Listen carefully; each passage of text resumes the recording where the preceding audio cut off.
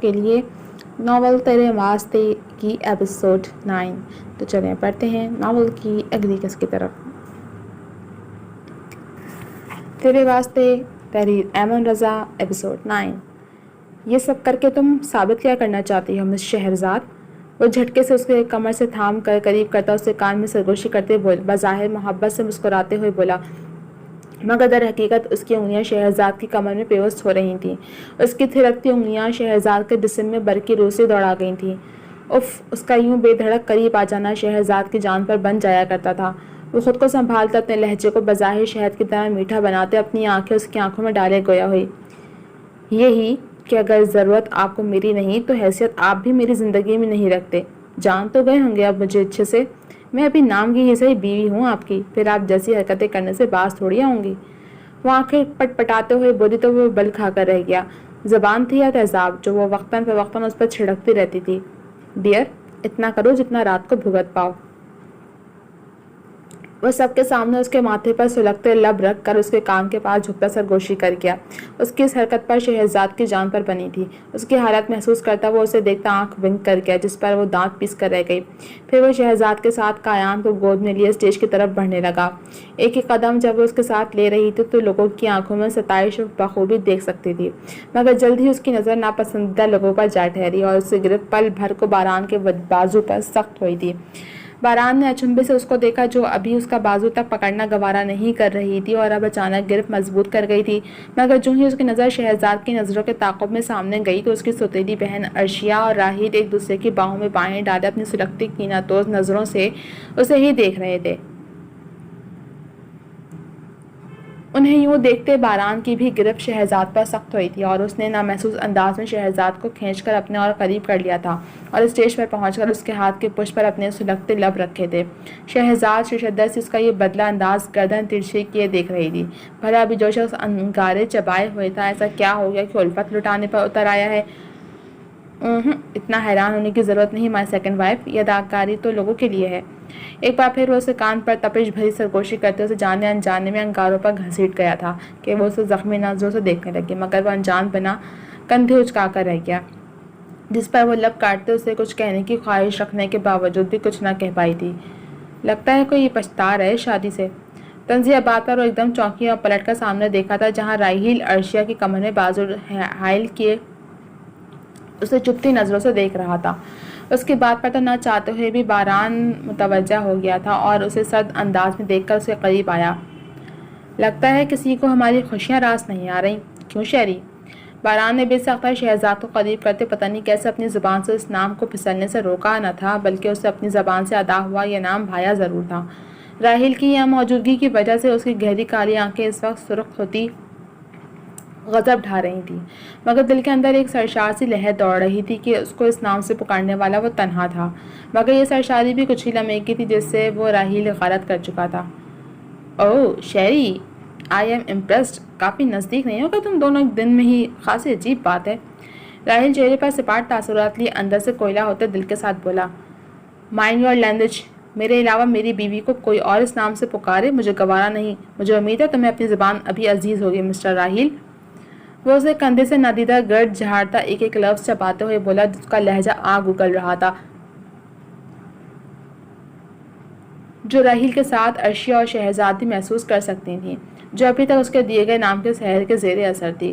وہ شروع سے ہی ایسا تھا، اپنی چیزوں کو لے کر جنونیت پسند، اور اپنی زندگی کے معاملے میں تو وہ کسی اور کی بھی چلنے نہیں دیا کرتا تھا، اور یہاں تو بات اس کی بیوی کی تھی، آخر کیسے برداشت کرتا؟ وہ ابھی تک شہرزاد کی کمر میں ہاتھ ڈالے اپنے احسار میں لیے ہوئے تھا، جس پر شہرزاد مسلسل مزاحمت کرتی اسے دور ہونے کی کوشش کر رہی تھی۔ اس کی مسلسل مزاحمت سے عاجز آتے اس نے ایک تپی نظر اس پر ڈالی۔ کیا ہوا ڈیئر، کیا ابھی سے نائٹ ساتھ اسپینڈ کرنے کا دل کر رہا ہے؟ اس نے زومائی انداز میں شہرزاد کو کہتے در حقیقت سامنے کھڑے راحیل اور عرشیہ کو اپنے رشتے کا احساس دلاتے ان پر کھولتا پانی اڈیلا تھا، جس میں وہ خاطر خواہ کامیاب بھی ٹھہرا۔ لیکن جو ہی نظر شہرزاد پر پڑی تو اس کی ہنسی چھوٹنے والی ہو گئی، کیونکہ اس وقت اس کا چہرہ لال بھبوکا ہو رہا تھا۔ اب وہ شرم سے تھا یا غصے سے یہ وہ سمجھ نہ پایا، کیونکہ شہرزاد کا چہرہ اس وقت اتنا سرخ پڑ رہا تھا، یوں لگ رہا تھا کہ ابھی لہو چھلک پڑے گا، دوسری طرف شہرزاد تو ایسی تھی جیسے اس کے چہرے میں سے ایک دم ہیٹ نکلنے لگی تھی۔ اسے سمجھ نہیں آ رہا تھا کہ باران ایسی ذومعنی باتیں کیوں کر رہا ہے، آخر اس کے پیچھے اس کا کیا مقصد ہے۔ لیکن مقصد چاہے جو بھی تھا، مگر وہ شہرزاد کو زجر کرنے میں اور شرم سے سرخ کرنے میں کامیاب ٹھہرا تھا۔ یہ مامی سے مار کھانے کے ایک ہفتے بعد کی بات تھی، جب وہ تھکن سے چور ہو کر اپنے کمرے میں زمین پر بیٹھی اپنے ماں باپ کو یاد کر رہی تھی۔ جب ہی مامی ایک دم تنفن کرتی کمرے میں داخل ہوئی تھی۔ اے مہارانی، بہت ہو گیا آرام، چل اٹھ، اب باہر جا کر مہمانوں کو کھانا دے اور چائے بنا کر فوراً ان کے سامنے لے کر آ، جلدی کر، ہمارے پاس زیادہ ٹائم نہیں ہے۔ وہ تیرے کھانے کے انتظار میں بوڑھے نہ ہو جائیں اب، اور اگر ان کے سامنے کام کرتے تیری آنکھ سے ایک آنسو بھی ٹپکا تو یاد رکھ، تیری ایک ہڈی باقی نہیں چھوڑوں گی میں تیرے جسم میں۔ میں ابھی تک نہیں بھولی کہ تو نے میرے بھائی کا کیا حال کیا ہے، سو میرے سے کسی بھی رحم دلی کی امید مت رکھنا۔ مامی اس کو حکم دیتی ایک لات رسید کرتے وہاں سے جا چکی تھی، جبکہ وہ اپنی قسمت پر آنسو بہاتے خود کو ایک بار پھر ظلم و ستم کے لیے تیار کرتے کمرے سے باہر نکلی تھی اور کچن میں جا کر جو کھانا بنایا تھا وہ پلیٹس میں سرو کرنے لگی اور فٹافٹ چائے چڑھائی تھی۔ مامی سے کوئی بعید نہیں تھی کہ کب آ کر اسے کسی بھی بات پر مارنے لگ جاتی۔ اب تو محسن بھی گھر میں بہت کم نظر آتا تھا۔ دلشاد بیگم اس کو زیادہ تر کام سے باہر بھیجے رکھتی تھیں تاکہ وہ نہ گھر میں ہوگا اور نہ ان کے اور حور کے معاملات میں دخل اندازی کر پائے گا۔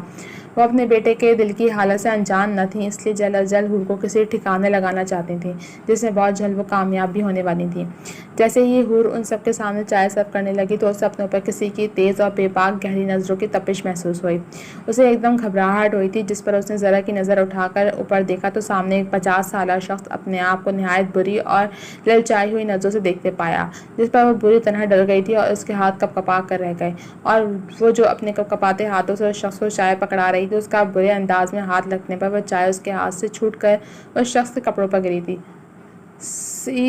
دھیان سے پری جی، وہ شخص بے باک سرگوشی کرتے بولا تو اس کا پورا جسم کپ کپا کر رہ گیا تھا خوف و ہراس سے۔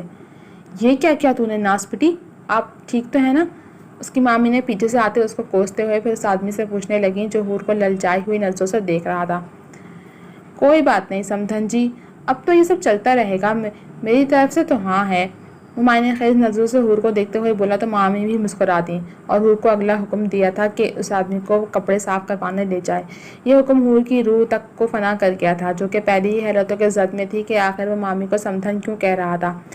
آپ ہی کی تو ابھی شادی ہی نہیں ہوئی تھی، تو پھر یہ کس طرح ان کا سمدھی ہوا؟ چلیں، وہ منحوس شخص چہرے پر خبیث مسکراہٹ بکھیرے بولا تو حور مرے مرے قدموں سے اس کے ساتھ چلنے لگی اور اسے مامی کے کمرے میں لے گئی تھی۔ ماموں بھی گھر نہیں تھا اور نہ ہی محسن، وہ آخر کس کو اپنی مدد کے لیے بلاتی۔ جیسے ہی وہ اسے لیے کمرے میں داخل ہوئی تو وہ مڑتے ہوئے اس کی طرف پلٹا۔ اس کی اس حرکت پر حور کی جان نکلنے والی ہو گئی تھی۔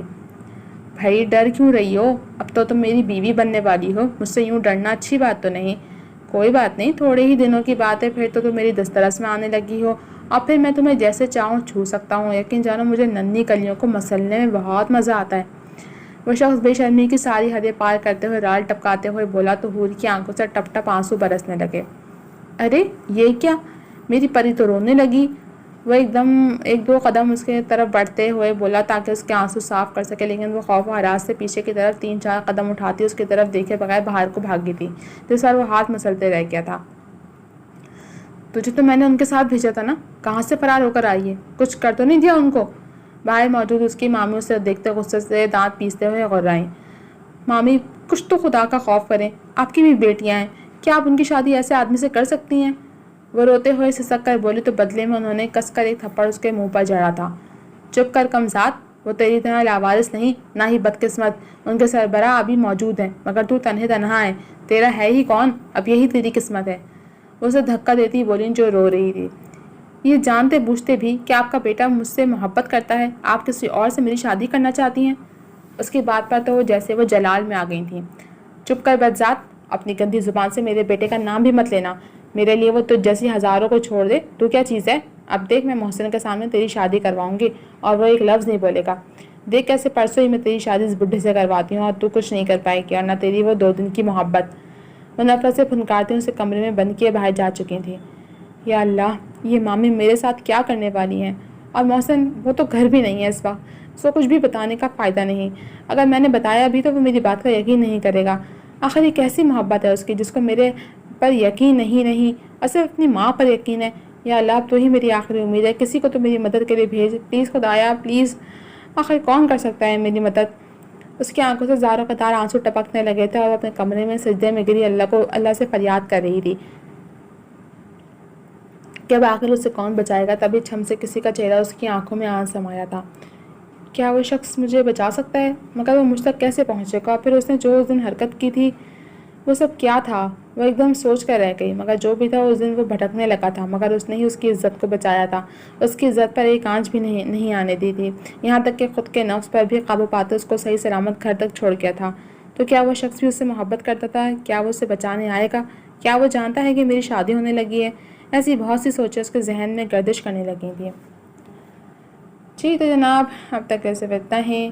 کیسی لگی آپ کو یہ ایپیسوڈ؟ کمنٹ سیکشن میں اپنی رائے کا اظہار ضرور کیجیے گا۔